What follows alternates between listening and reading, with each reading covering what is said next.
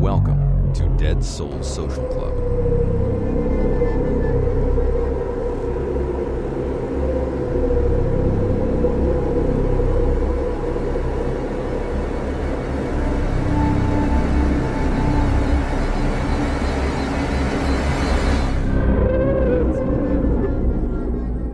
Good evening, everyone. If you enjoy our show and find our research both interesting and informative, please can I ask that you consider leaving us a 5-star review on your chosen podcast platform. Something that small really does help us out a huge amount. You can also find out more about us and our work by heading over to deadsouls.co.uk and checking us out. We are a small team of 3 researchers with more than 70 years of experience between us. You can also find us and speak to us over on Instagram.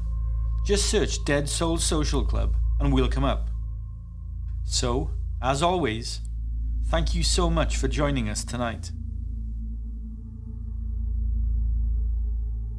This audio presentation contains graphic details of death, violence, and controversial subject matter. Listener discretion is strongly advised. From Dead Souls Media, this is Ruby Ridge. I'm Jamie Black, a researcher and psychologist, and I'll be your host for tonight.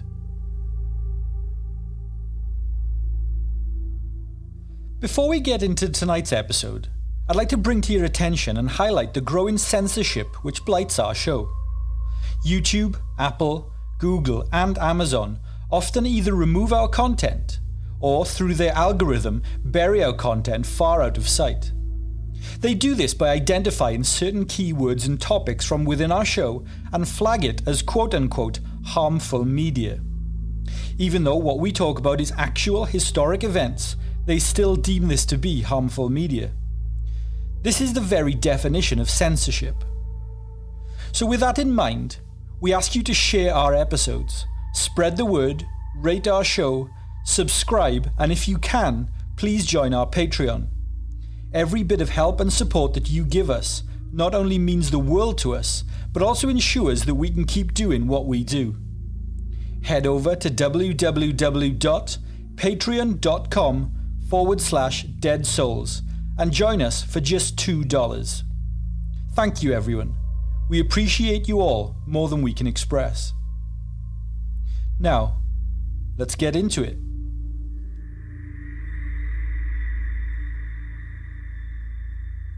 For 11 days in August of 1992, the United States stood in amazement as they watched real-time coverage of federal government agents, namely the Bureau of Alcohol, Tobacco and Firearms, the U.S. Marshals Service, and the Federal Bureau of Investigation, aided by local law enforcement, surround a small cabin in Boundary County, Idaho. The standoff between the US government and the Weaver family resulted in 3 people being killed and a government federal media spin machine going into hyperdrive to try and make sense of what had happened. The standoff is known as Ruby Ridge. So who were the Weaver family, and in particular the patriarch Randy Weaver? Why was he targeted by the federal government and the Justice Department? What really happened at Ruby Ridge? And why was the federal government held liable for its actions there? Finally, how did this incident, more than 30 years ago, lead to some of the most significant events in recent US history and shape the cultural zeitgeist to this very day? Randy Weaver was one of 4 children born to Clarence and Wilma Weaver, farmers from Villisca in Iowa. Yes, that Villisca, location of the infamous 1912 axe murders, although that's another episode altogether. Randy Weaver was born on January the 3rd, 1948. The family were devout Christians, and the children were raised as such. They had some difficulty finding a denomination that matched their views, so they often moved around amongst evangelical, Presbyterian, and Baptist churches quite often. After graduating from Jefferson High School in 1966, Weaver attended Iowa Central Community College for 2 years. But in 1968, Weaver dropped out to enlist in the United States Army. It was during the height of the Vietnam War. Whilst most were being drafted for what they perceived as an unnecessary war, Weaver actively and passionately joined up voluntarily. He was stationed at Fort Bragg in North Carolina, where he attended the Demolitions Combat Engineer course conducted by the Special Forces. But he was discharged on October 8, 1971, with the rank of sergeant, having never served in Vietnam or seeing any combat whatsoever. He often told people that he had served as a Green Beret, but this is not true, and his discharge papers evidence this. Randy, however, did receive an honourable discharge from the military. It has never explicitly been stated as to why Randy decided to leave the military. He's never passed comment on this.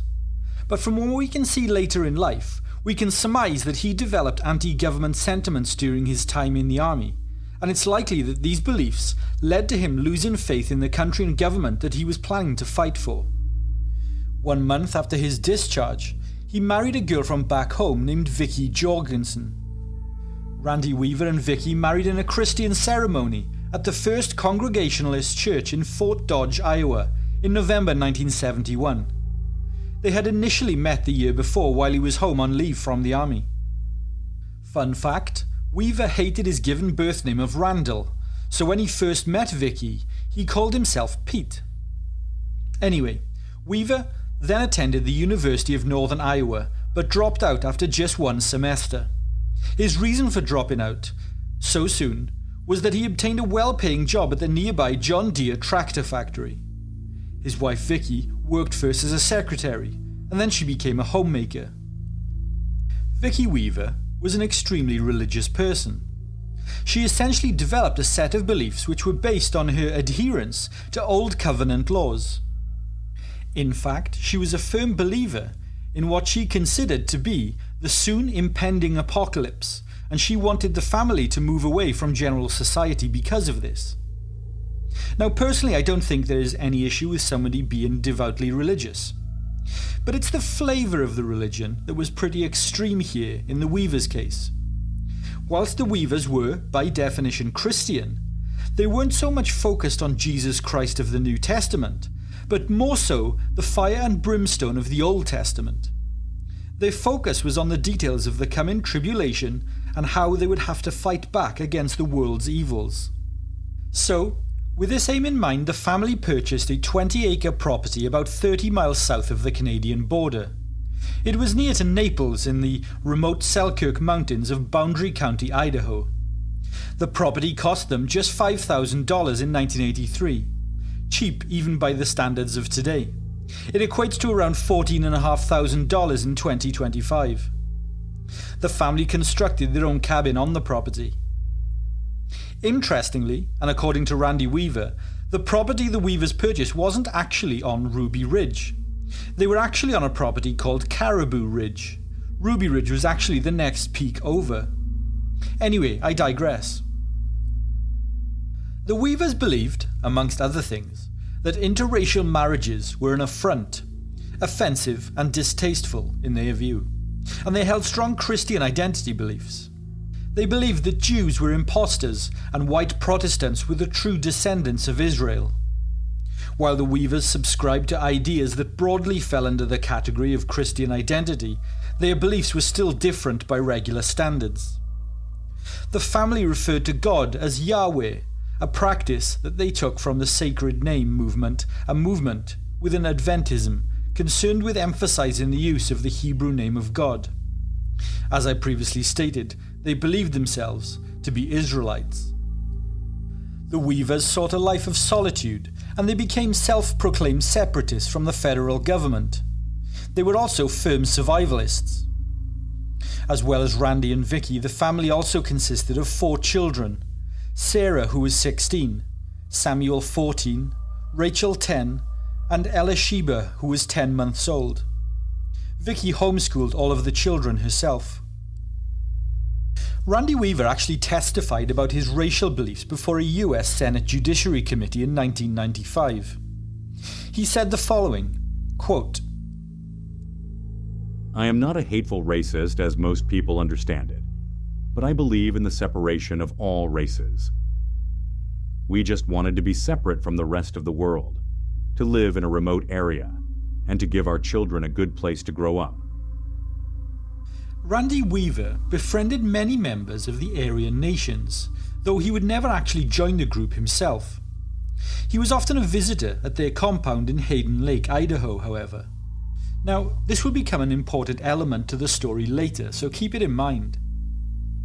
In the late 1980s, the Aryan nations were already on the federal government's watch list, much like the Ku Klux Klan before it was destroyed in the courts by legal challenges and other such lawsuits. Listen to our recent series about the Klan for more information on this. They are episode numbers 116 and 117. In 1988, Weaver decided to run for county sheriff using the slogan, quote, "Get out of jail free." He was unsuccessful in his attempt. Randy Weaver was a firm believer that Americans should not pay federal taxes, however, and he decided not to himself. In 1984, Randy fell into a petty property dispute with a man named Terry Kennison. Kennison was a neighbour who owned the adjoining property. The two men essentially argued over a small section of land that they both felt was part of their properties.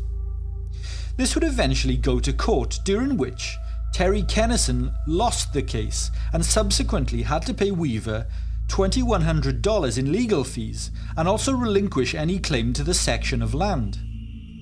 Kennison became extremely bitter about losing the case, and in a moment of petty spite, he wrote a letter to the FBI in which he claimed that Randy Weaver wanted to kill President Ronald Reagan, John Evans, the then governor of Idaho, and also Pope John Paul II. It was this letter that caused much of the Weavers' troubles. The letter would lead to the sheriff, 2 members of the Secret Service, and 2 FBI agents interviewing Weaver on February the 12th of 1985. During this interview, Randy was asked about an associate of his named Frank Cumnick. Cumnick was a member of an association known as the Covenant, the Sword, and the Arm of the Lord. Throughout the 1980s and 90s, the US government was growing more and more concerned about a noticeable rise in domestic militia groups. These groups held firm anti-government sentiments and stockpiled a hell of a lot of weapons. Some of these organizations also became violent and would carry out terrorist attacks against government agencies. In fact, the Covenant, the Sword, and the Arm of the Lord have a huge history of run-ins with the law that eventually culminated in a big standoff with federal agents at their headquarter compound. Whilst nothing would come of this grilling of Weaver by law enforcement on this occasion, it did ultimately put Weaver and his family on the government and law enforcement watch list. Then in July of 1986, an undercover informant named Kenneth Fadley spotted Randy Weaver at a meeting of the Aryan nations. Fadley, who was using the alias Gus Marcazzano, maintained a friendship with Weaver for around 3 years. Now, just previous to all of this, a subset of the Aryan nations called the Order had carried out a series of terroristic attacks against federal property and also murdered a Jewish talk show host in Colorado. The Aryan nations at this time were also moving a lot of guns. The FBI and ATF were thusly keeping a very close watch on their movements. It was during this time, according to the US government, in 1989, where Weaver offered to sell Fadley 2 sawed-off shotguns, and Weaver was recorded on hidden tape saying that he could supply Fadley with 4 or 5 illegal shotguns a week. It was a sting. Weaver wasn't a gun runner, however. He was just hard up for money. Regardless, in December 1990, Weaver received felony weapons charges in connection with the 1989 transaction. Obviously, being from the United Kingdom, I have very limited knowledge of guns or US gun laws, but I do know that it's not illegal to sell somebody a shotgun in the United States. The issue in this particular case, though, is that it is illegal to make a short one. The guns Randy sold to Fadley were illegally modified. Then in January of 1991, 3 federal agents posed as stranded motorists near Weaver's home. And, along with the county sheriff, they arrested Weaver as he approached them with his wife, offering them assistance. Whilst in custody, the FBI tried to enroll Weaver as an undercover informant. Randy essentially told the authorities to shove the offer up their asses. But Randy's next actions would enrage the FBI even more. Randy wrote letters to several contacts of his, a number of whom were members of the Aryan nations. He informed them that the FBI and ATF had agents undercover within their organizations and were trying to recruit more. The FBI were now hell-bent on convicting Weaver. Randy Weaver's court date was set for the February the 19th, 1991, and he was released on bail. The court date would later be rescheduled for February the 20th, 1991 instead. However, a letter sent to Weaver by a probation officer mistakenly listed the date as March 20th, 1991, which meant that Weaver never received the accurate court date. Vicky Weaver, meanwhile, was incensed at what law enforcement had done, and she wrote to U.S. Attorney for Idaho Morris Ellsworth. She addressed him in the letter as, quote, "Servant of the Queen of Babylon." She also included in the letter the following, quote, "The stink of your lawless government has reached heaven, the abode of Yahweh our Yahshua. Whether we live or whether we die, we will not bow to your evil commandments." Strong stuff, if not slightly detached. She also wrote letters to law enforcement and several other government agencies threatening violence if they trespassed on the Weaver property or took any action against the Weaver family. She was particularly concerned about the authority figures who might come and try to take her children, she thought. Weaver had made it clear that he had a 300-yard radius kill zone around his property, and anyone within sight of that zone who were perceived to be ignoring the no trespassing signs without his permission would be fired upon. A threat within itself, though, as I understand it, acceptable under US law. Whilst Randy Weaver never actually attacked anyone based on his threat, he was very open about it and entirely serious. The situation seemed to be deteriorating fast amongst both parties, and seemingly unnecessarily. On March the 14th, as Randy had missed his court appearance due to the mix-up with the letters, he is officially charged and now considered a fugitive from justice. Whilst this was originally an ATF investigation, as Randy is now technically a fugitive from justice, the ATF passes the case off to the United States Marshals, as was the protocol for fugitives. When the ATF passed the case over to the Marshals, it actually took an entire year before the Marshals actually did anything. During that time, Randy just lived up at his cabin with a warrant out for his arrest and growing more and more paranoid about the government, waiting for them to try and arrest him. Initially, the US Marshals simply walked up to the Weaver property on March 4th, 1992 and told Randy that there was a warrant out for his arrest. Randy was stood with a rifle over his back when they came, and he subsequently told the 2 marshals that they were trespassing on private property and to get lost. The marshals didn't argue. They simply got back in their car and just drove off without incident. The US Marshals then began what they called Operation Northern Exposure, essentially a mass surveillance campaign on the Weaver household. A marshal team planted cameras and microphones all around the Weaver property, sneaking in at night, camouflaged, and setting up the surveillance equipment, then leaving before being spotted. The Weavers were entirely self-sufficient at their cabin. They had quite a few animals such as chickens, pigs and horses. Randy, his son Samuel and daughter Sarah would complete most of the daily chores while Vicky looked after their baby. They also grew their own vegetables and had a well on the property that allowed for clean water. Randy, however, was particularly paranoid at this time. Not only did he travel everywhere with a rifle over his back, but any time a vehicle would get close to the bottom of the hill which led to their property, Randy and Samuel would take defensive positions behind a large rock until the noise went away.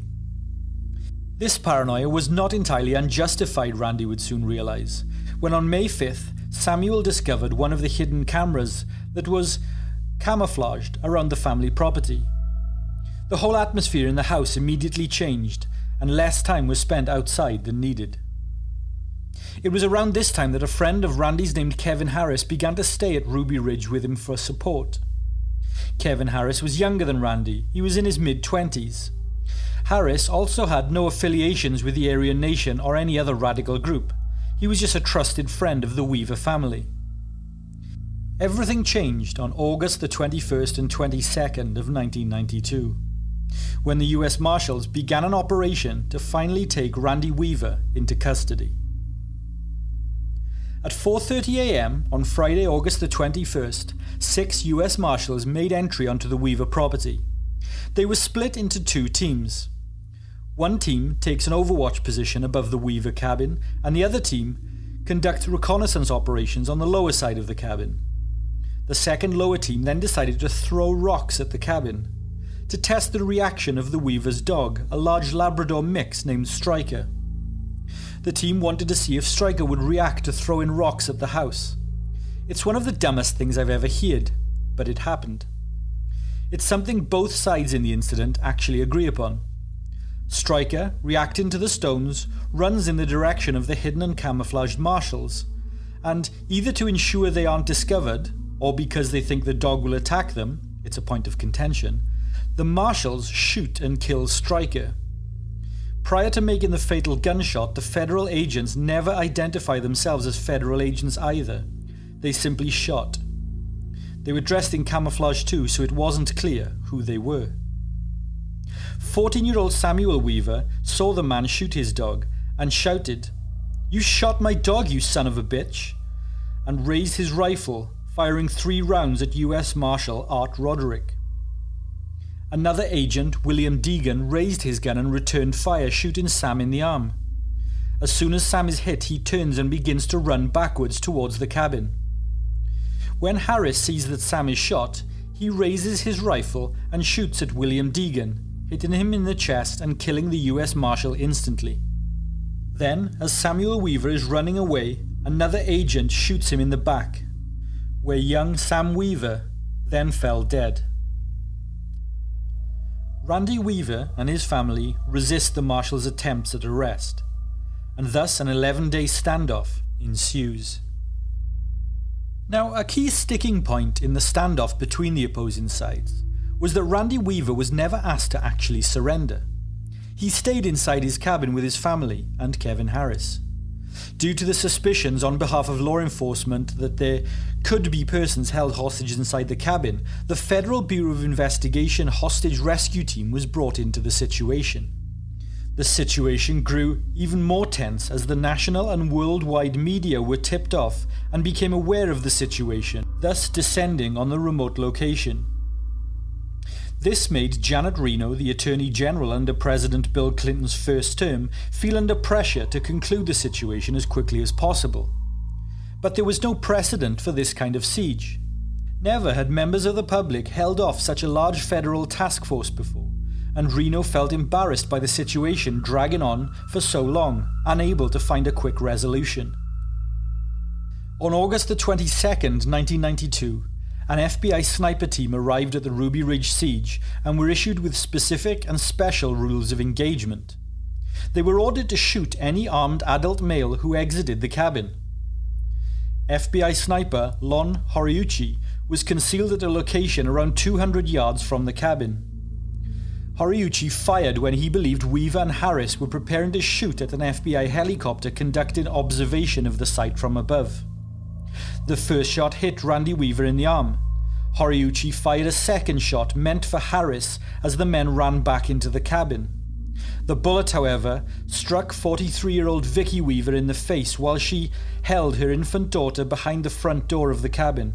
The ricochet also injured Harris. The injury that Vicky Weaver suffered was fatal, and she died soon after. Her body would remain in the cabin for 11 days with her children, husband, and family friend Harris. Horiuchi would later claim that he had no idea that Vicky was stood behind the door when he fired the shots at Harris. But evidence later emerged that showed a sketch which Horiuchi drew on hotel stationery the day after the shooting that appeared to show that he was entirely aware there was another person near the cabin door. The following day, a misunderstanding completely inflamed the situation even more. The FBI's hostage rescue team, who were completely unaware that they had killed Vicky Weaver, asked via megaphone what Vicky and her children had eaten for breakfast. The HRT were trying to engage in friendly dialogue with the Weavers, but Randy viewed the comments as completely ghoulish and insensitive to his family, who thought the HRT knew full well that they had killed Vicky. Randy perceived the FBI as deliberately exacerbating and antagonizing the situation. The FBI and US Marshals brought in Green Beret war hero Bo Gritz as a negotiator. Gritz was a highly decorated and respected Vietnam hero who supported right-wing militia groups, and the FBI thought he would be able to successfully resolve the situation, as Randy Weaver was a fellow veteran and shared similar political and constitutional rights views with Gritz. His efforts actually convinced Weaver to allow Harris to receive medical attention, and Harris was subsequently arrested on August the 30th. Gritz was also able to convince Randy Weaver and his 3 daughters to surrender, which they eventually did. Randy Weaver was charged with 10 major crimes, including murder for the death of Deputy US Marshal Deegan, conspiracy to commit murder, conspiracy to violate federal firearms laws, and assault. Famed attorney Jerry Spence was Weaver's defense lawyer, and he successfully argued that Weaver's actions were justifiable as self-defense. Spence did not call any witnesses for the defense. Rather, he chose to focus on attacking the credibility of the FBI agents and forensic technicians involved in the siege. The judge in the case later dismissed 2 felony charges after hearing prosecution witness testimony, which was conflicting in their account of the events. Another element which convinced the judge to throw out the 2 extra charges was Weaver having been approached by ATF agent Kenneth Fadley, who asked Weaver to supply the shotguns. The judge viewed this as entrapment, and the charges associated with that event were ultimately dismissed. Critics argued that the very strict rules of engagement were altered during the Ruby Ridge siege and relaxed to a point that enabled FBI snipers to unethically shoot unarmed adults. Larry Potts was demoted from the Bureau's No. 2 position, and 4 other FBI officials were suspended pending a criminal investigation into whether they had covered up evidence that the deadly force rules were changed during the siege. Randy Weaver was found guilty of 1 count failure to appear in court, for which he was fined $10,000 and sentenced to 18 months in prison. That sentence was credited as time served after Weaver had awaited trial for 14 months in jail. He was subsequently released. Kevin Harris was acquitted on all criminal charges in relation to the siege. During the 11-day standoff between the Weaver family and law enforcement, the Weavers were given no food or water and had to struggle through with a bare minimum of items that they had in their home. Hundreds of pro-militia and right-wing anti-government supporters descended on the Ruby Ridge location, and law enforcement had to maintain their distance from the standoff, complicating the situation even further. The legal fallout from public pressure was like an avalanche, mainly because it was an election year. An inquiry by the Justice Department criticized the FBI for failing to gather sufficient evidence and for not ordering the residents of the cabin to surrender before engaging them in a firefight. The Justice Department also concluded that Lon Horiuchi's second shot was unconstitutional because Harris and Weaver were running for cover and could not be considered imminent threats. Additionally, both men were unarmed at the time. The inquiry further alleged that Horiuchi unnecessarily endangered other lives by firing at the cabin door, but US Attorney General Janet Reno decided that there would be no criminal charges set against Horiuchi. However, local prosecutors in Boundary County, Idaho, charged Horiuchi with involuntary manslaughter.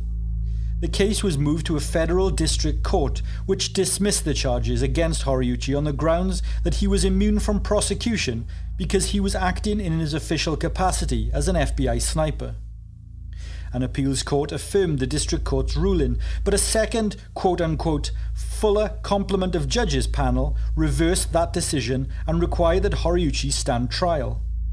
A third fuller complement of judges panel was set to rule on the decision, but the state of Idaho announced that it was dropping charges, and all 3 earlier rulings were subsequently vacated. These events led to further demotions and suspensions of various employees of the FBI, including the HRT commander Richard Rogers, who was also in command at Waco 7 months later, but no charges were filed against anyone in the government, with the exception of Lon Horiuchi for manslaughter. As mentioned, these charges, however, were eventually dropped. The events at Ruby Ridge became a global news story and a call to arms to millions of US citizens who believed that the federal government was exercising too much power without enough constitutional oversight. Right-wingers perceived the federal government of exerting too much control, and the 1990s cultural zeitgeist in America very much reflected a conspiratorial and anti-governmental perception. The Second Amendment, many felt, was under threat.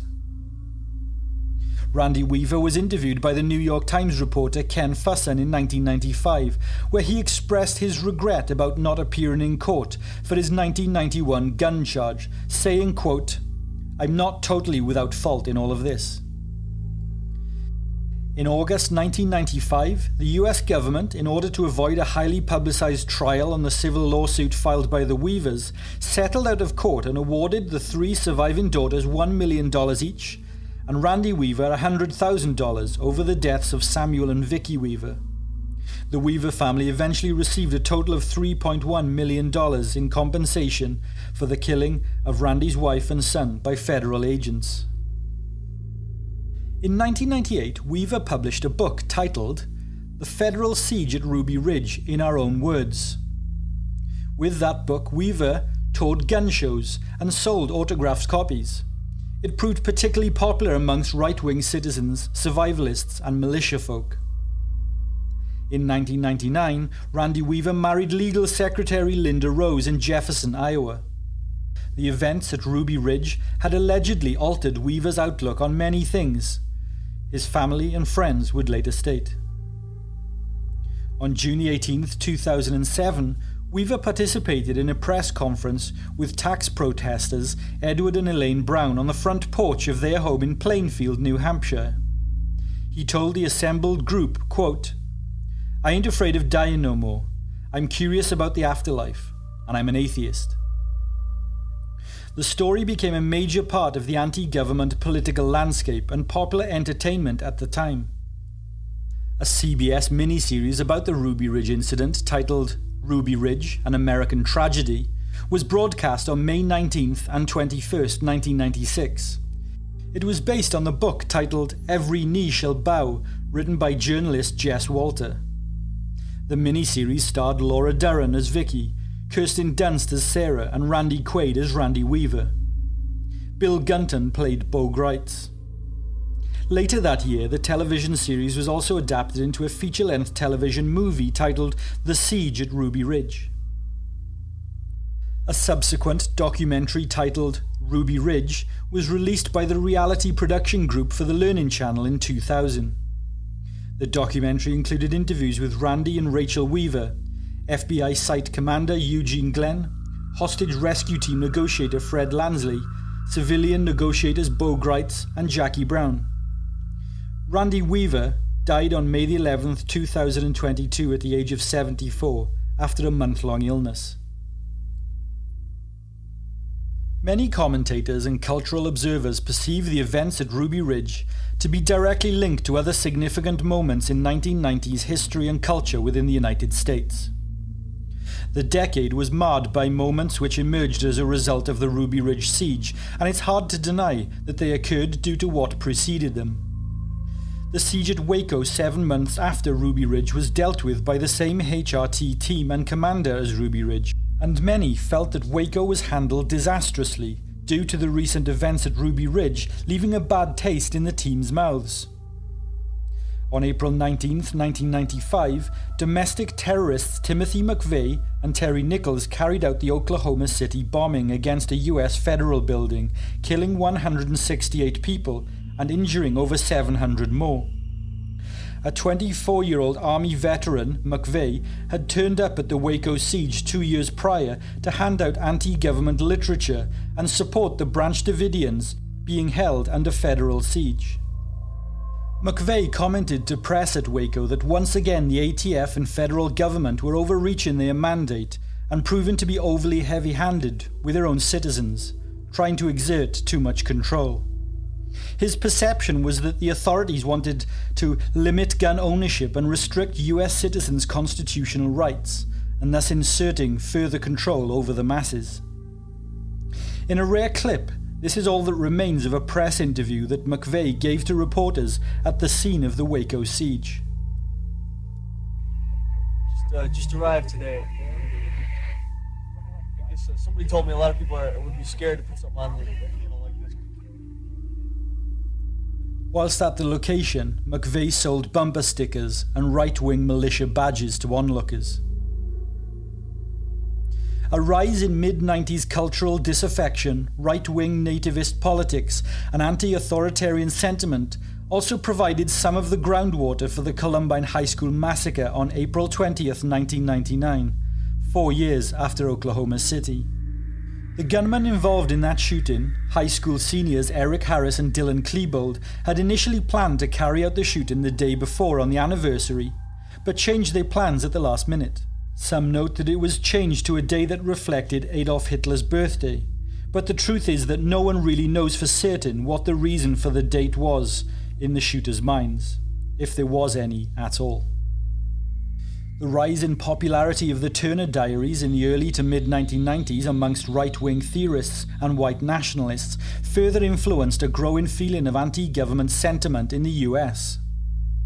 Whilst fringe groups took these thoughts and values to the extreme, those opinions also seeped into the mainstream and the below-surface psyche of many. The popular media of the time indicates how this sentiment changed societal views which are still echoed today. Music with dark and cynical lyrics such as grunge and hip-hop dominated. Television and movies citing conspiracy theories and a dark, gritty, cynical distrust in the traditional deep state became popular and influential. Fight Club, The X-Files, The Silence of the Lambs, Seven, Heat, Twin Peaks, Kids, My Own Private Idaho, My So-Called Life, Falling Down, The Matrix, Trainspotting, Freaks and Geeks and Daria, Nirvana, Alanis Morissette, Oasis, The Notorious B.I.G., Tupac Shakur, Dr. Dre and Radiohead, R.E.M., Massive Attack, Meredith Brooks, Underworld and The Prodigy. Emotion, sincerity and sentimentality were all taboo, and the idea of a moral stance was unheard of. People said whatever they said, ironically or not at all. Originality had been all used up. Culture was entirely self-conscious, quoting itself, recycling itself, mocking itself, inverting itself and doing anything but believing in itself. Now, I am not saying that all of these movies, bands, television shows and artists were linked in the slightest way to these dark moments of 90s history, nor the right-wing or militia movements that contributed to them. Far from it, in fact. But merely that the art and media of the time reflected a darker, grittier and more cynical culture that was in turn influenced by the historic moments that these events brought. The cultural darkness is still there now, but the Western governments have managed expertly to convince us to hate each other now, rather than them. The left and right division is a marvellous smokescreen and lesson in diversion, taking the focus away from the real enemy. In the 1990s we saw far less, but compared to now when we have access to so much, then we were aware of far more. Good night, everyone. Thank you for taking the time to listen to our show tonight. Be sure to leave us a 5-star review on your chosen podcast platform and subscribe to our show so that you never miss an episode. Our shows aren't sponsored by any company or corporation, so any support you can give us goes a long way in supporting the work that we do. From all of us here at Dead Souls, sleep tight.